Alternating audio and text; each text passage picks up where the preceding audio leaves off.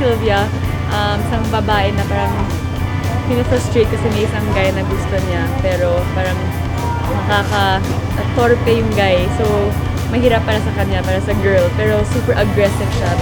Alam niya kung anong gusto niya. So, yun, yung character ko dito, si Sylvia, super interesting. Quite may fun moments din kasi sobrang aggressive niya. So there, I'm excited kasi ito yung parang pag-sexy rom-com.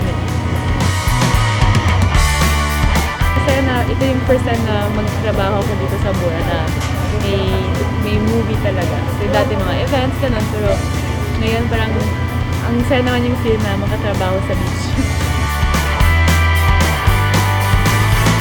Hi guys! Sana you guys can come and watch Status It's Complicated out na soon at super ganda at witty ang comedy na to. So dapat abangan nyo yan at ang saya-saya yung cast.